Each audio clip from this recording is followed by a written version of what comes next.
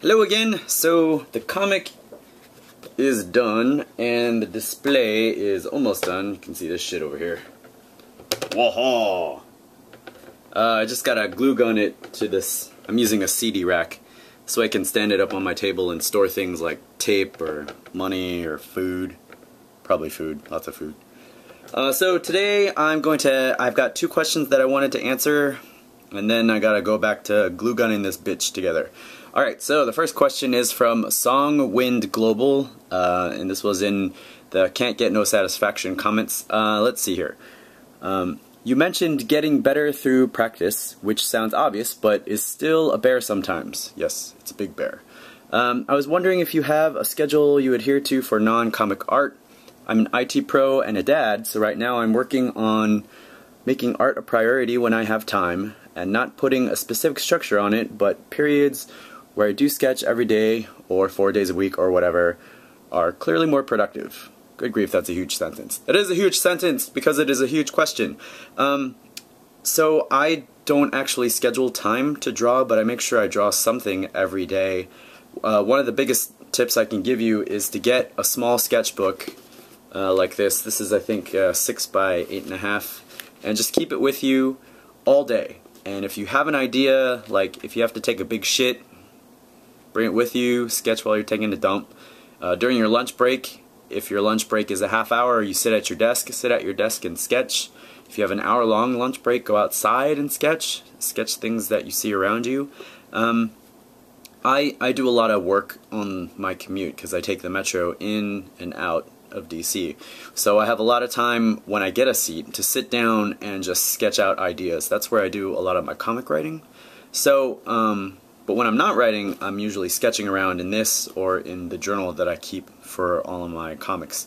Also, when you're at work, what I like to do is keep a couple of sticky pads next to my desk, so that if I get the urge to just sketch out an idea, maybe I have an idea for an angle of a facial feature, or maybe it's a monster, or maybe it's a problem that I've been working on and I couldn't get it out of my head on my journey to or from work, so I'll just sketch on a little sticky note. The problem is your desk gets filled up with a lot of sticky notes, but the cool thing is you can stick them all together, put them in your briefcase or your backpack, and take them home with you. So always, always, always keep a sketchbook with you at all times. You can get a smaller one, but I suggest something this size because you can fill it. You can draw small and fill it up with a lot of stuff, sketches. Some of this is pretty shitty. Here's a decent thing. So just fill it up with sketches. Use a pen. Don't fucking erase in your sketchbook. Just throw it up all out there. You gotta get all your bad sketches out before you start drawing good stuff. So sketchbook, pads of paper with you at work when you have a chance. Sketch at lunch. Sketch when you're dropping a deuce. Sketch when you're watching TV. Sketch right before you sleep. Just, you know, you don't have to schedule it, because sometimes art just happens spontaneously. But if you must schedule it around things that you do on a regular day-to-day basis, like going to work, like taking a lunch break, those kind of things. So yeah, on to question number 2. This kind of ties in with the last video I did, but also another video. This comes from Charm City Shinobi, and he writes, after reading your recent post about Project Wonderful, if you go to ypcomic.com, I did this long post about how I use Project Wonderful, which is a ad service. Back to the question. I was wondering what other avenues you would suggest for artists to promote themselves. And while it's hard to track accurately, what do you think have been the most productive methods, whether it's for you as an artist or for the webcomic specifically? This is a pretty tough question. So a lot of people, sometimes you'll hear people say that you should go to a convention to get a lot of exposure, and that's not necessarily the best method of getting an audience, at least for a webcomic. I've been going to a lot of conventions, and it's kind of, when you're starting out, it's very rare to pick up new followers, just because you're sitting in the artist alley and these kids are not thinking about picking up new titles or reading new things or looking at webcomics and stuff. They're interested in buying cutesy stuff.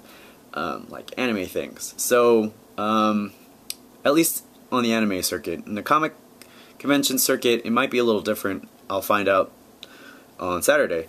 But at least for the anime circuit, when you're starting out, that's not the best way to generate an audience. I find that recommendations of friends, people sharing links with each other, that's probably the best way to get your work out there. And I know it's a very passive way of advertising, because you're actually not advertising at all. You're dependent on your fans telling other people and their friends and family to advertise the comic for you. But that actually happens to be the most successful in terms of bringing in a guaranteed readership that will return to your site over and over again and participate in discussions and things like that. Other things you can do on the webcomic promotion track, sometimes some of the more popular webcomics will have a period where they ask for guest comics.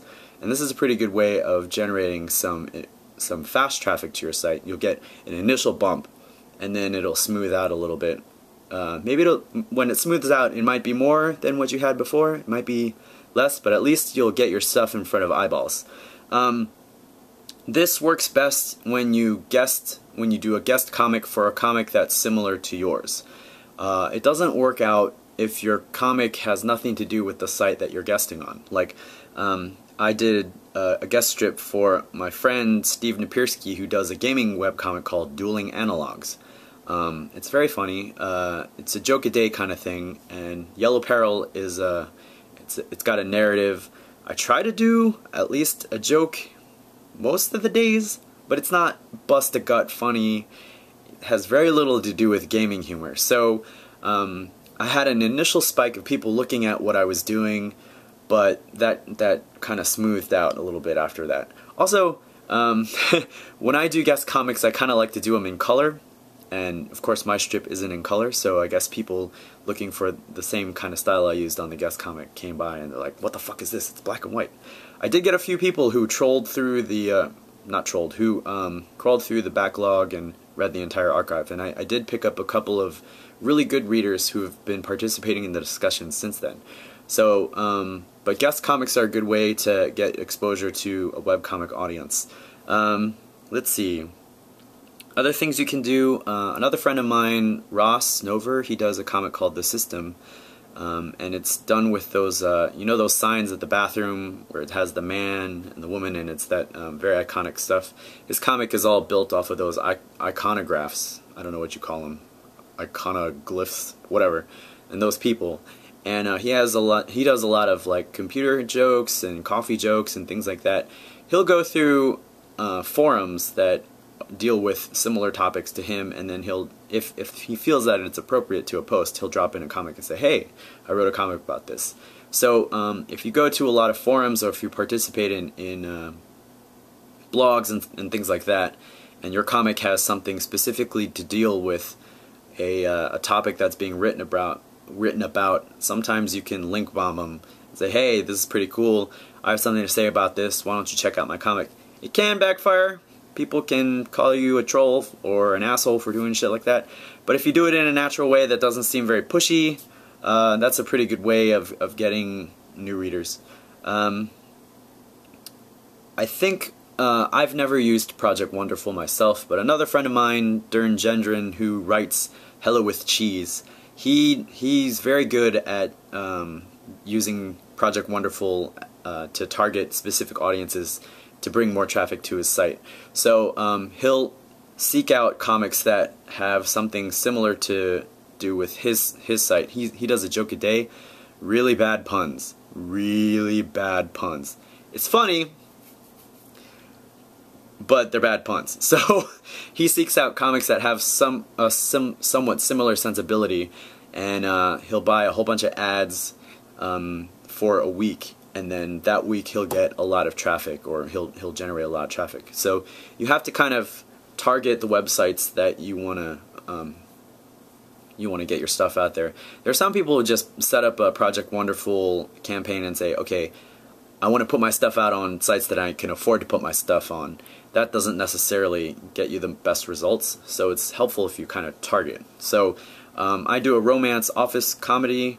if I was going to do a targeted Project Wonderful campaign, I would target romance comics, I would target LGBT comics, I would target office comics. Those would be my 3 big ones. And then I'd see if they're running Project Wonderful ads, check out their stats, check out how much money it takes to win a bid per day, and then hit them up for a week and then measure those results. So those are all active things that you can do. These are all things that I have not done yet, just because a lot of my time is spent making things and doing the comic and uploading the comic and things like that. So if you can afford to do some of these extra things, like if you're in college, you have time. Or, I mean, unless you're really studious, then you probably don't have time. But if you're in college and you're a student and you don't have to worry about paying your rent, or you don't have a job, you might have extra time to do all these other things, like hit up the forums, offer to do guest comics, things like that. If you have a day job and you're doing the webcomic as your second day job, it's a full-time job, and sometimes it's more difficult to get out there and get your stuff out there. Oh, the other thing is you can solicit reviews from some of the webcomic sites, webcomic review sites. I'm not exactly sure how beneficial that is for your site or not. I've never been reviewed myself, and I don't really ask. I haven't heard any major stories about people being reviewed on like Fleeing getting a lot of traffic. So that may or may not be a good avenue. I don't know. Try it. See what happens. Don't be an asshole about it. But by far the most powerful and the most valuable readers you will get is from word of mouth. Like your friends say, hey, check this shit out. This is funny. I think you'll like it. Your friend will either like it or hate it, but if they like it, chances are they'll stick with it. So I'm gonna stop rambling now. I got more stuff to do. I gotta scan this, I gotta glue this, and then I'm gonna go for a jog and stuff. Alright, thanks for watching, and I'll check you later. Bye.